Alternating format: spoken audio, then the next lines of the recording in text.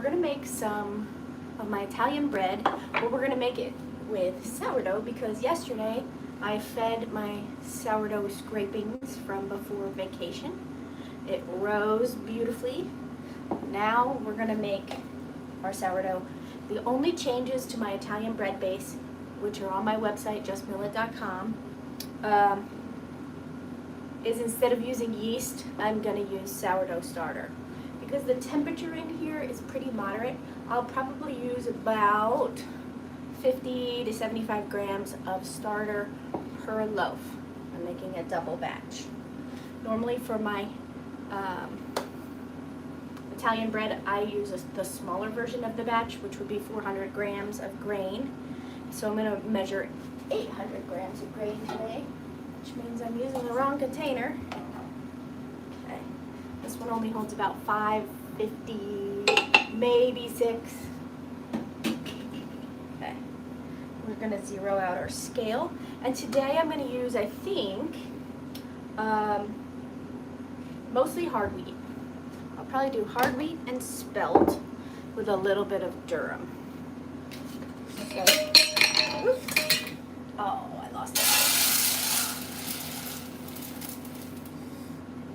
All right, I'll go to 150 for the durum. I can't believe I lost the lid there. Okay. We're gonna do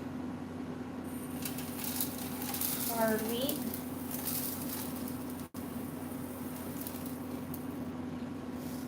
500, so 510 or so, minus 150 is what? 350, so about 350 of hard wheat, and then if we go to 800, we're almost 300 for the spelt. I don't measure precisely.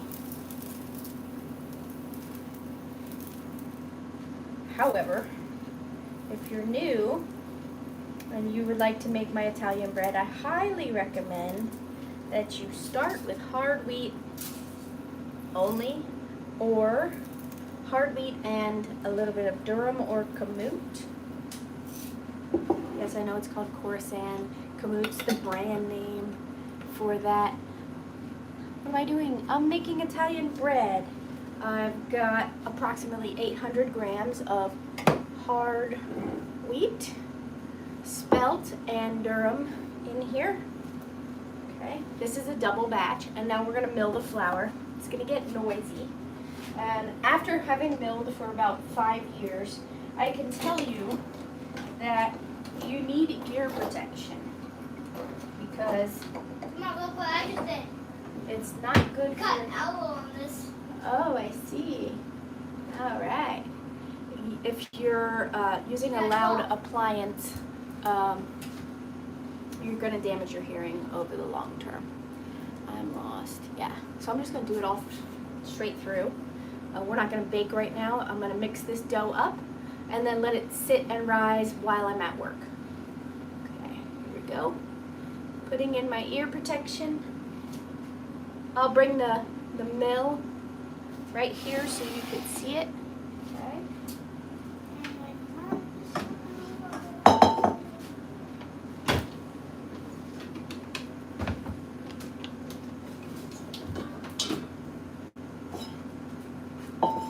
This is the Nutrimil Harvest grain mill. It has been on, I want to say back order. It's been out of stock for a little bit, so when there is a sale, you've got to get it right away. That's pretty much the way it is with any of these mills because they've become so popular in the last, I'm going to say, year or two.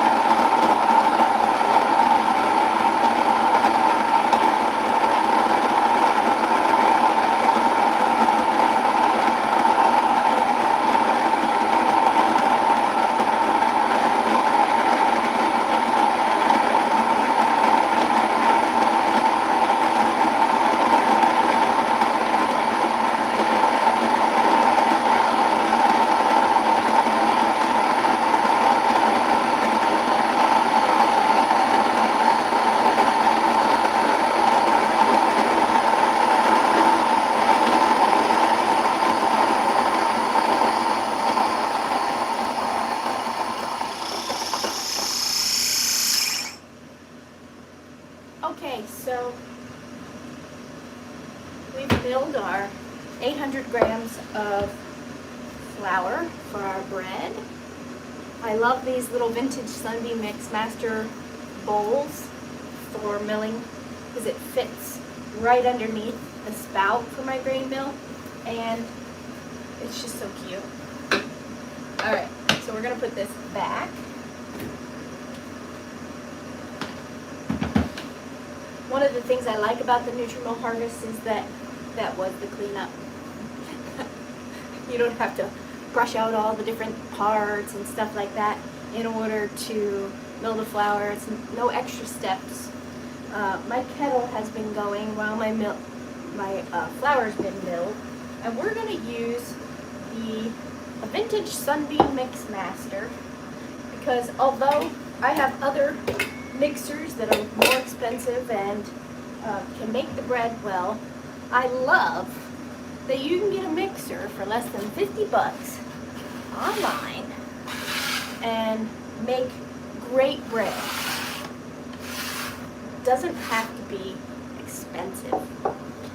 All right, I would buy all vintage Mixmaster Heritage Series ones if I could, but we don't have the room for that.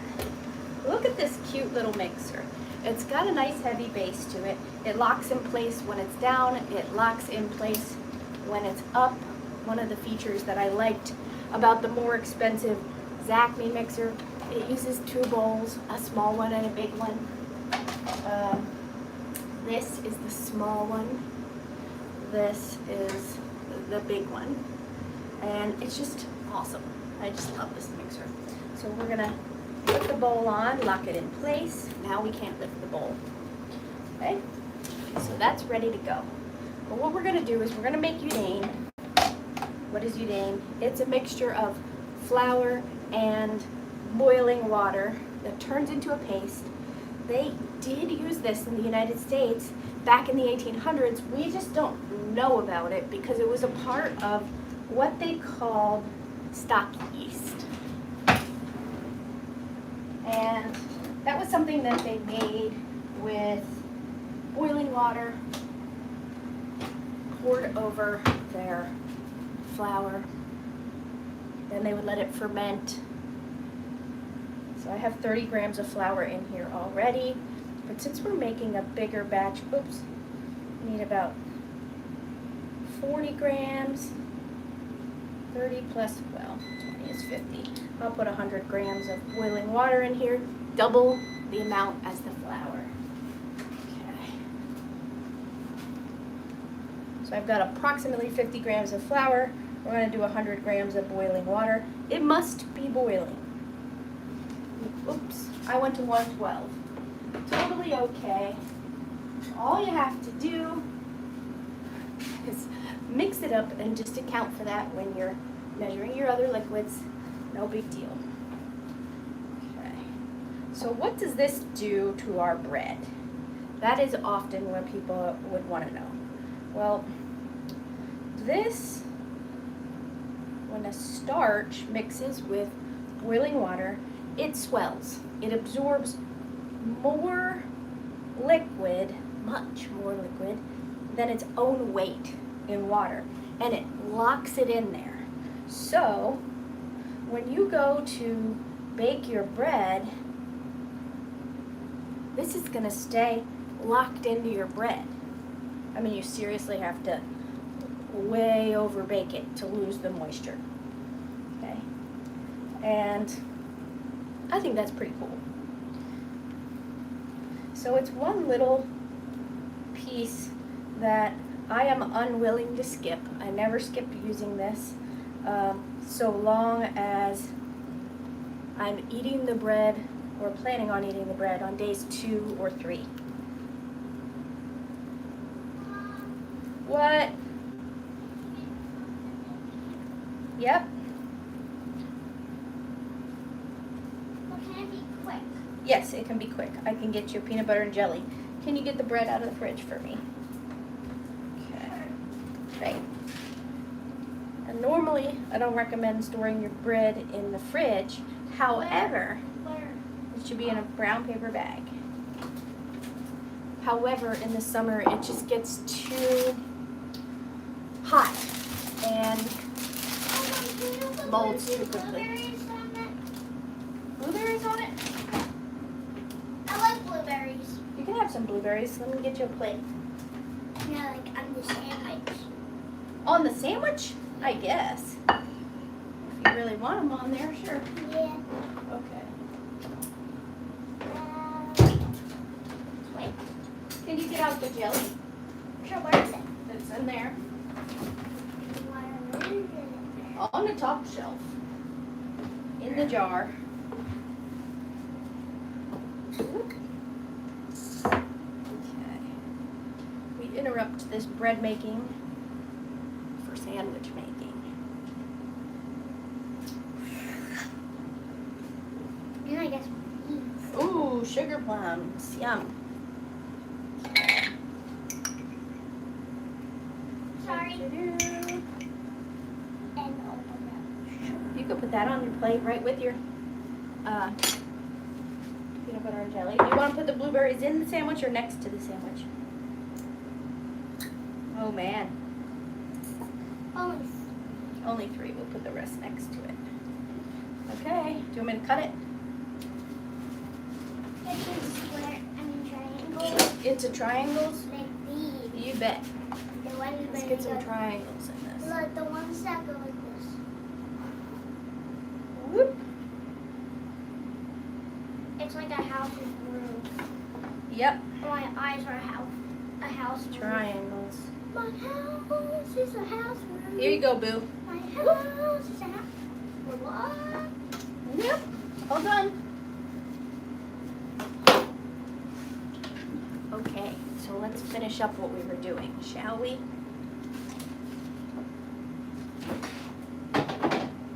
I don't know about you, but my kids' timing for when I go live is impeccable. All right, next, we're gonna put some cold water into a bowl. Now, we want to start somewhere around 80%. 80% of 800 is 720. Echo, what's 80% of 800? 80% of 800 is 640. I was off. Okay, 640. This is why I let the calculator do it. Okay, and 640 minus 100 is 540. And that's what I want to put in the bowl. 100 went into this. Okay. So 540, 530. Because I did an extra 10 grams of that. And we need cold water. Because it's a hot day.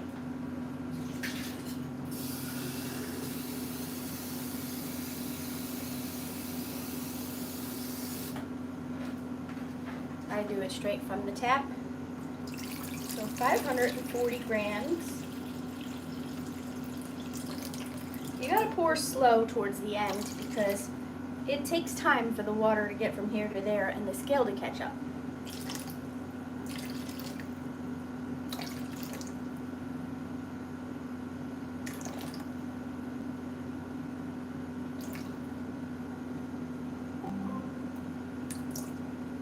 Ooh, guess what's coming next on my channel is fresh milled ramen.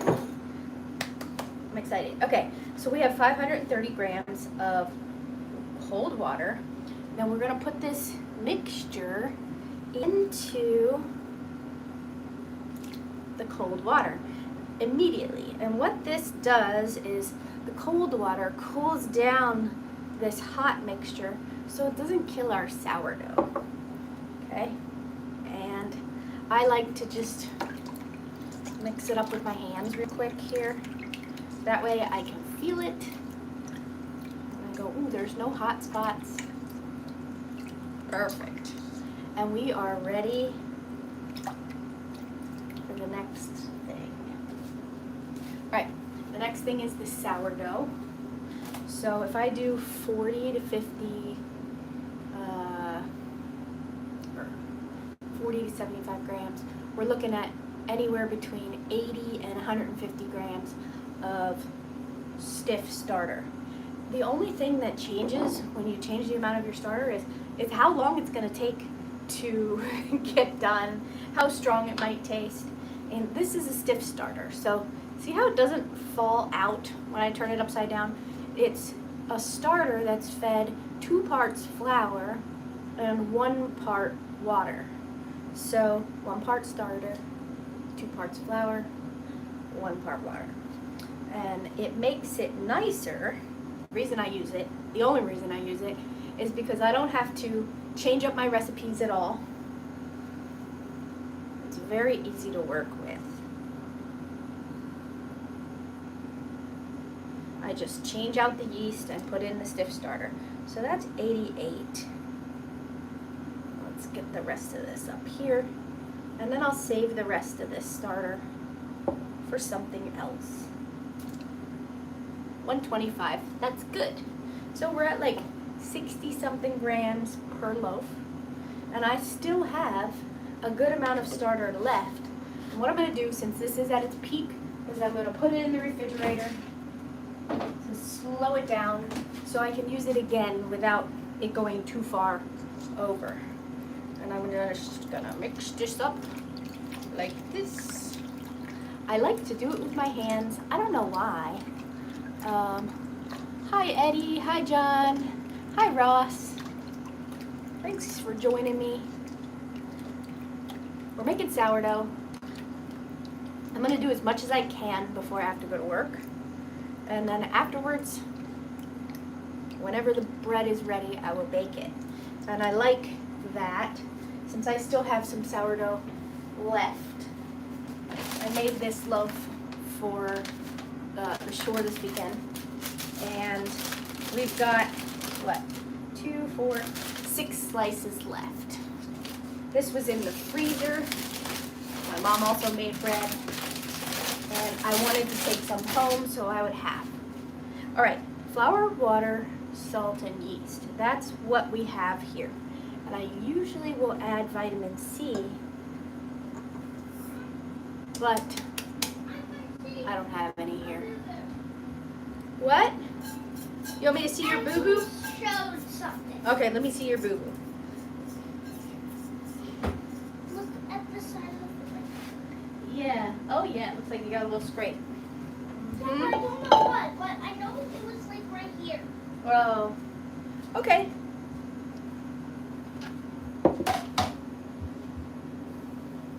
Alright, normally I would put in 1/8 of a teaspoon of vitamin C or the same amount, like 16 grams of lemon juice or orange juice or grapefruit juice. And if I look, I don't think I have any citrus in here. Oh, I do! I have this bottled orange juice. We're gonna use it. Okay, so I normally do 2% yeast. Oh, salt. We didn't put salt in. 2% salt, 2% yeast, and 2% vitamin C, which helps keep it soft and bendy. So we're gonna do 16 grams of salt. There we go. And 16 grams of orange juice.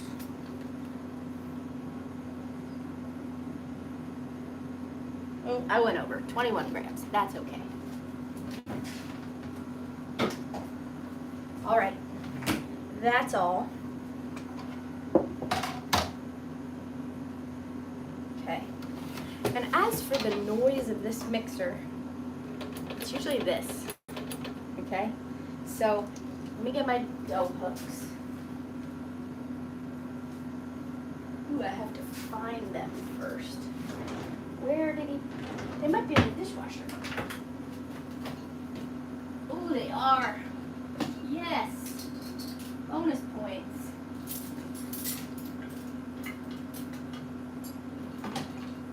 Okay. So I want to show you. With this mixer, there is, let's turn this a little bit so you can see. Sunbeam Mix Master Heritage has a little red dot here. And all your attachments have a red and a white. So the red goes into the red dot, the white goes in to the one without the red dot. Now, get that flour off there. This mixer is not plugged in.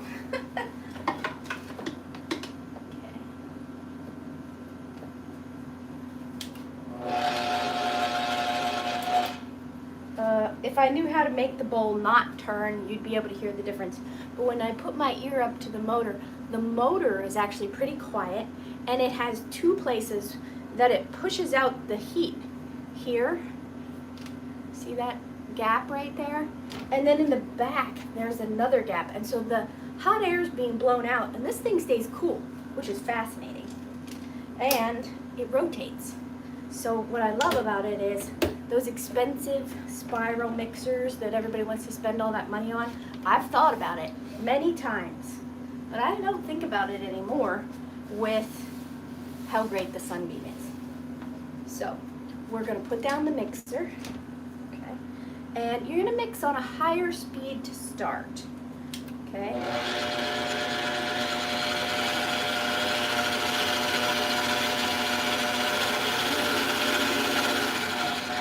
Well, let me get it incorporated first. And I'm on the big bowl setting. See how it's starting to get incorporated? The flour and the water.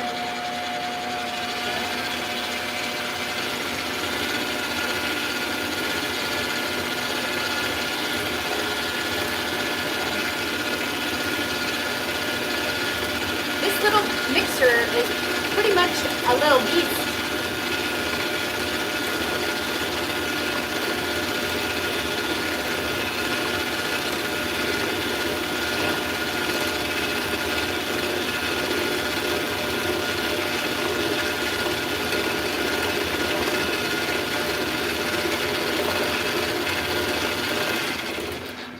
Okay, so we've gotten the dough so that most of it's incorporated. I'm just going to scrape down the edges of the bowl because I want it all to be incorporated. Okay. Mom, give me some water. There's water right there. I just poured it.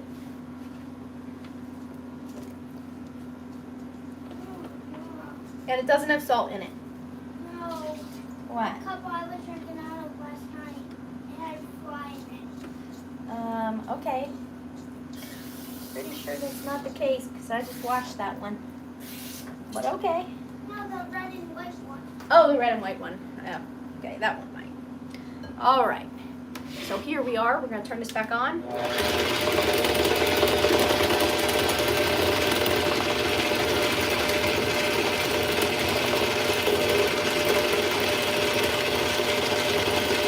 See how it mimics the spiral mixer? Actually, the spiral mixer probably mimics this because I'm pretty sure this one was around first. So the bowl rotates, and while it's rotating, these two dough hooks are doing their thing, right? And so it mixes this bowl so thoroughly, which is one of the reasons that I love it. Okay, that's looking pretty good. We can go down now to the kneading speed, which is 1 through 3.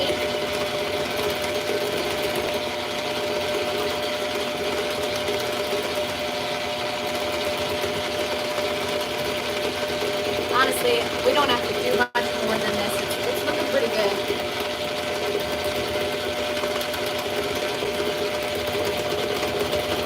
If you don't like what you see, you can always push the dough into the center of the bowl.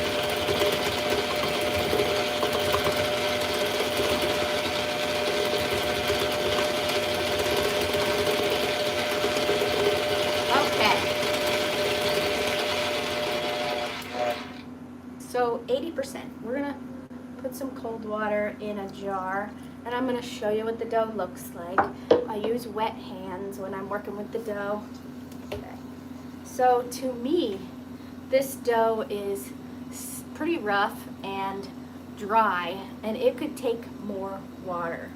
So if I wanted to up this to 90%, what I would do is add another 80 grams or 10% of the flour. So let's measure.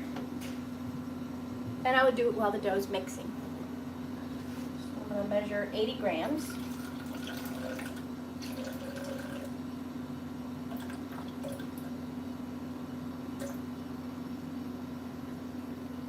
Right on the dot. We're going to turn our mixer back on. Okay.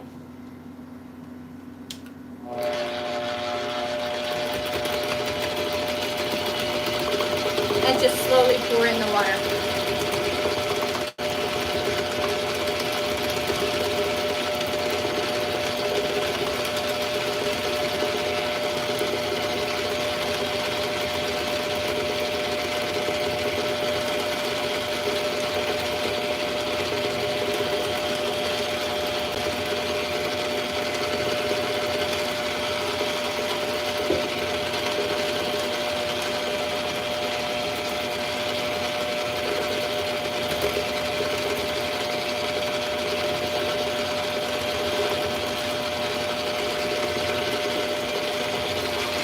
I'm going to crank it back up again.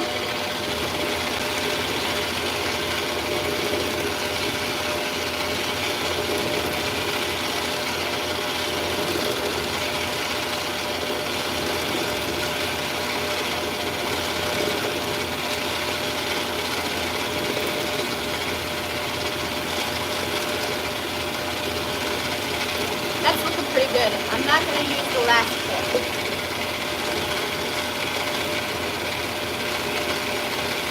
Isn't this kind of neat? I love this. I can see gluten strands starting to form in the center. You see that? Actually, I am. I'm going to pour it in. I like to push my hydration. And a lot of people get stuck on the numbers. Like, how much water did you do? Like it's a brag. It's not a brag. What I learned is, the more water you put into your bread, the softer the bread is, and you can skip the honey and the fat, the butter and the olive oil or whatever, and you can have a truly lean bread dough that's super soft without all the extra. And that's why I push the water higher in my bread. All right, we're gonna lower that down. This dough's looking pretty good. I like it. And it's sourdough, so it's going to behave a little bit differently. All right. With my wet hands, we're going to play with this dough. Let me clean off my dough hooks here. I know it's been a while since I've been live on YouTube. Usually it's Facebook. Now we're just going to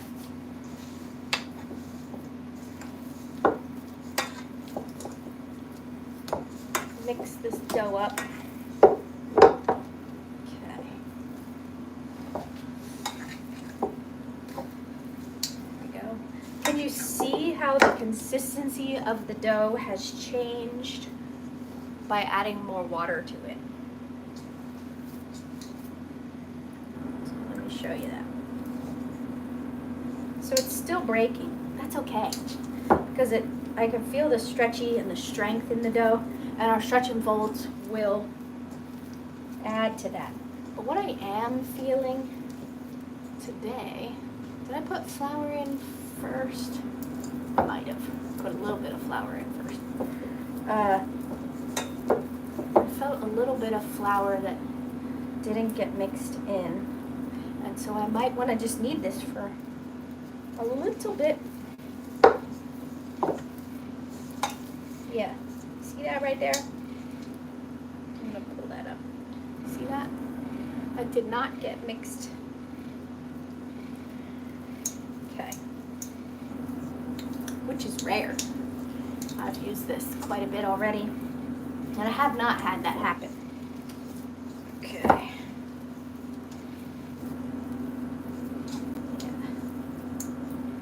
Just make sure I get it. What am I doing? I'm making bread. I am making sourdough Italian bread with fresh milled flour because it has changed our lives considerably. Okay. All right. Put this back on here. And slide this forward. Wipe my hands down.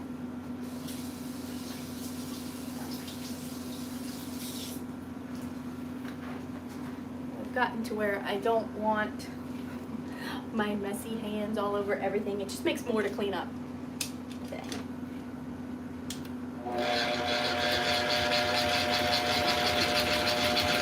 And we'll just do the kneading speeds.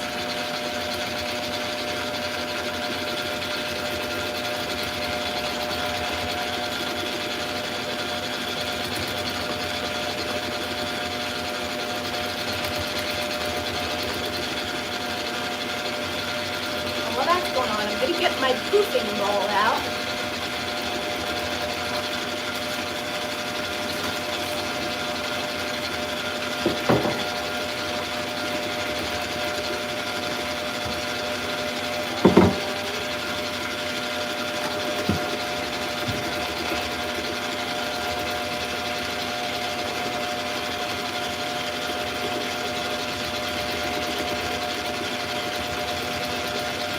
Mesmerizing.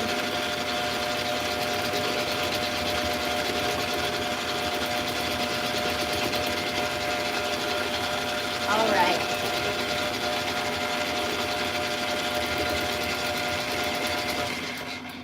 So because this has spelt in it, I'm not going to push the hydration any higher because spelt doesn't absorb as much water as hard wheat and durum do. And I put a lot of spelt in compared to the durum. I'm going to release the dough hooks and we can set this off to the side.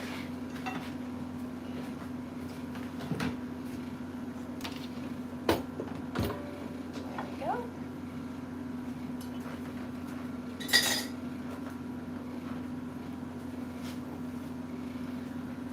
All right, the next step is lamination.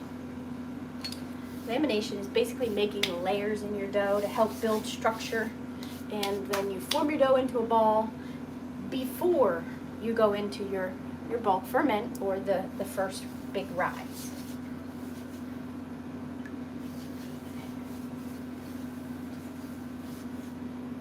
So I'm going to wet my counter and dump out my dough.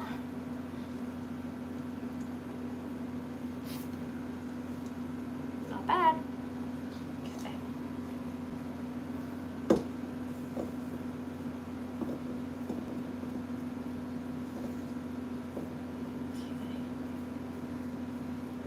And if you ever are making bread and you just fed literally every last bit of starter that you had, or you accidentally washed your starter jar, or somebody baked it, or whatever, this can be put into a jar and treated as starter.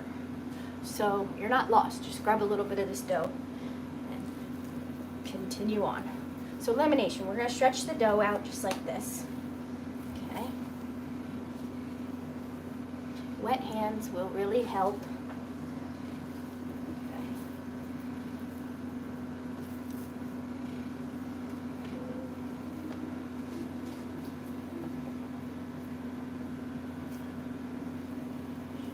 That way a little bit. We don't have to stretch it a lot.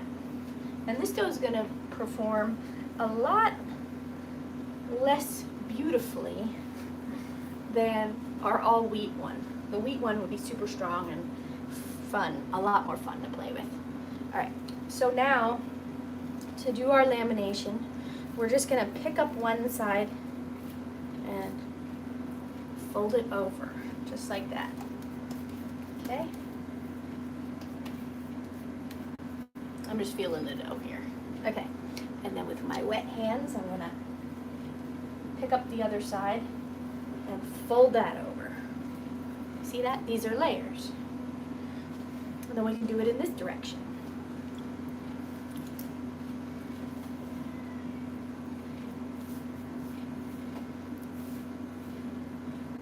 I'm not pulling hard. I'm pulling on the dough, but going back and forth. Can you see that? Up, down. There we go. Okay. And then, if you want to, you can do it again. And then we're going to shape it into a ball. You hear the kids?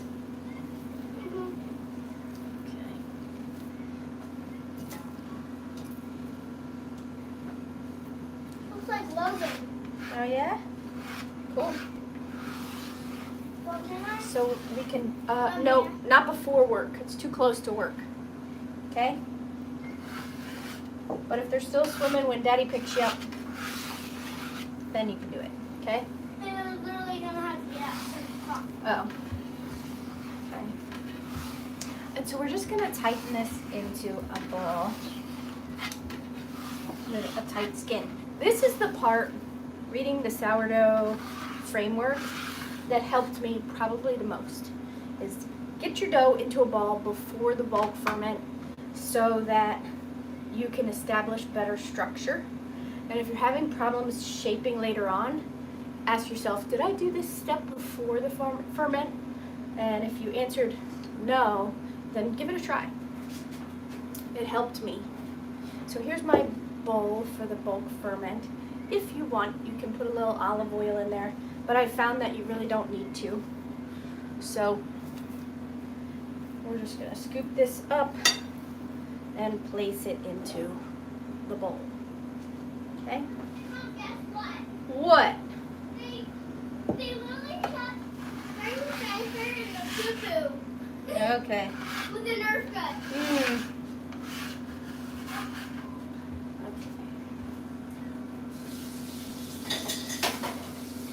All right.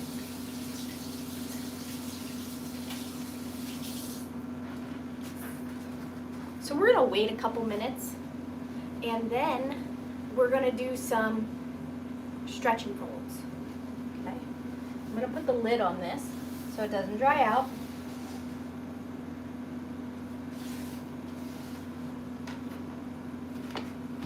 And you'll see that the gluten starts to relax and the dough ball will start to lose its shape some, right?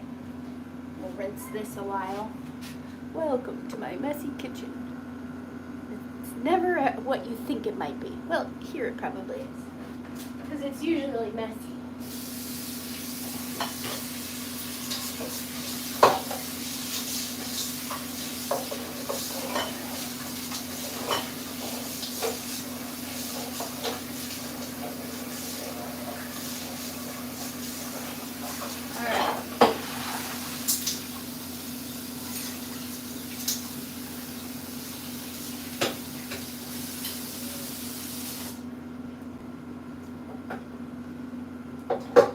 There.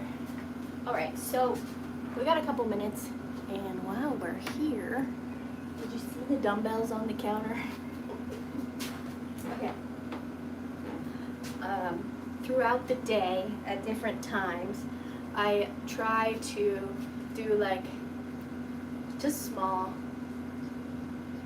things like this, and then to work, you know, the arms that tend to get flabby, I will do up and then down and back up. And that's working this when you do that. Okay. And then back down. And if you want to do it again, you can go this way. That's also working that same muscle.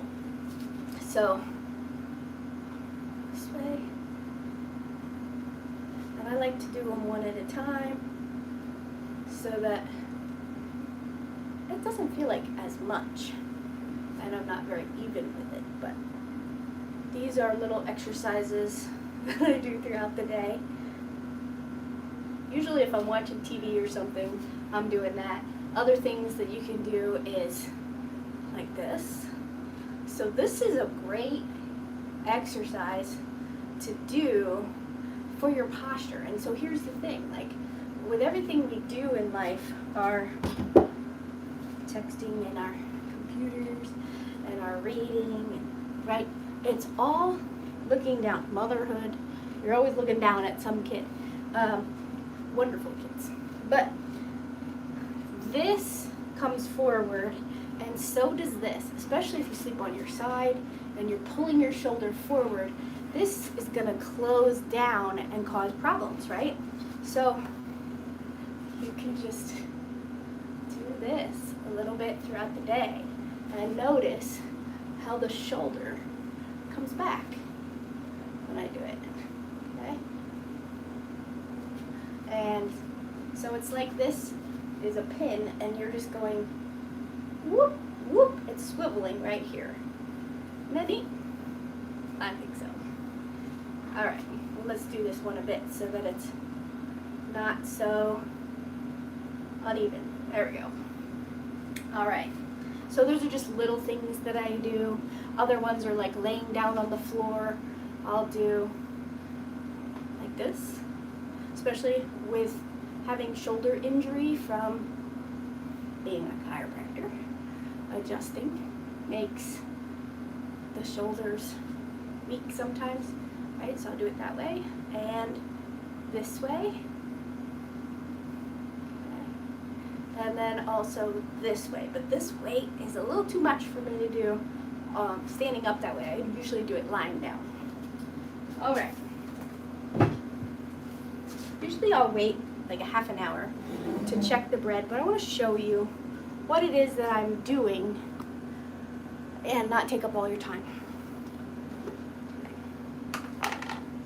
So to do like stretch and folds, basically you would want to wait till you see that the dough is stretched out a little more than this, and then you're going to scoop the dough and let it come down under. This will fold under what you lift up. Okay, so I lift this up and that folds under, just like that. It's not stretching very much because we haven't let it sit for very long. Just like that. And that. Okay, and you can do that a couple of times till you notice that the dough stops spreading out. Okay, it's 2:15.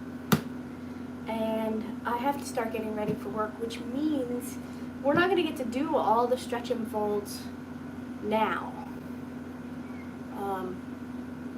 This dough's just going to sit. So what we did is going to have to be enough. And after work, when I come back and look at the dough and decide what I want to do with it next, then maybe I'll go live and show you that part. And you can follow along. I like to do it live because it's so easy on videos that are cut to only show you highlights, and so many people want help with the details. And a lot of times a wrench gets thrown in your plans and maybe something doesn't turn out the way you would like it to be, so I like to show that and what goes through my brain on how to attempt to fix it, right? Can it be fixed? Can it not? What should we do in that situation? Just because that's life. All right. So that's all for now. Hope you all have a great day. I'll see you later. Thanks for joining me. Take care. Don't forget to just